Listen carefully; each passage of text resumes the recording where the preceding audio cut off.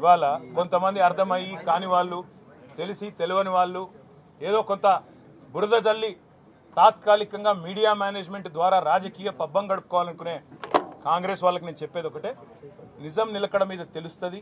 మీరు ఇవాళ చల్లే బురద నన్ను కానీ మా పార్టీని కానీ ఎట్టి పరిస్థితుల్లో మా దృష్టి ఏదైతే కేంద్రీకరించబడిందో దాని నుంచి తప్పించలేదు. మేము మాట్లాడుతూనే ఉంటాం, కొట్లాడుతూనే ఉంటాం. గత సంవత్సర కాలంగా విద్యుత్ ఛార్జీలు పెంచవద్దని కొట్లాడింది టీఆర్ఎస్. లగచర్లలో నువ్వు రైతులను జైల్లో పెడితే అడ్డుకున్నది టీఆర్ఎస్. నువ్వు హైడ్రా పేరిట ఇండ్లు కూలగొడితే అడ్డుకున్నది టీఆర్ఎస్. 6 గ్యారంటీల అమలు నువ్వు చేయకపోతే నిలదీసింది అడిగడుగున కేసీఆర్ బృందం. తప్పకుండా మా దృష్టి మేము మళ్ళించాం. నువ్వేదో నా మీద కేసు పెట్టి నన్నేదో చేసి దానివల్ల మా పార్టీ క్యాడర్ను, మా నాయకత్వాన్ని నువ్వు దారి మళ్లింపు, దృష్టి మళ్లింపు దిశగా ప్రయత్నం చేస్తాను అనుకుంటున్నావు రేవంత్ రెడ్డి. అది నీ వల్ల కాదు.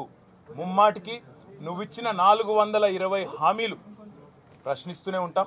నువ్వు ఎన్ని కేసులు పెట్టినా ఇది కాదు, ఇంకో 100 పెట్టుకో, ఇంకో 1000 పెట్టుకో, ఎదుర్కొంటాం.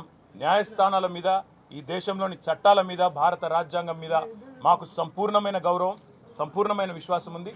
నువ్వు ఏ ప్రశ్నలన్నా అడుగు, సమాధానం మా కాడ ఉంది. ఎందుకంటే మేము నిజాయితీగా ఉన్నాం. నీలాగా లుచ్చ పనులు చేయలేదు, నీలాగా తుచ్చపు పనులు చేయలేదు, చేయబోము. నికార్సైన తెలంగాణ బిడ్డగా, కేసీఆర్ గారి రక్తం పంచుకొని పుట్టిన కేసీఆర్ కొడుకుగా చెప్తా ఉన్నా, తెలంగాణ కోసం అవసరమైతే చస్తాను తప్ప ఎట్టి పరిస్థితుల్లో ఇట్లాంటి లుచ్చగాళ్ళ ముందు మాత్రం తల వంచను. తప్పకుండా కొట్లాడుతూనే ఉంటా, పోరాడుతూనే ఉంటా. తెలంగాణ జయించేదాకా, ఈ కాంగ్రెస్ కబంధ హస్తాల్లోంచి తెలంగాణ బయటకు వచ్చేదాకా కొట్లాడుతూనే ఉంటాను, ప్రతిజ్ఞ చేస్తా ఉన్నా. Thank you.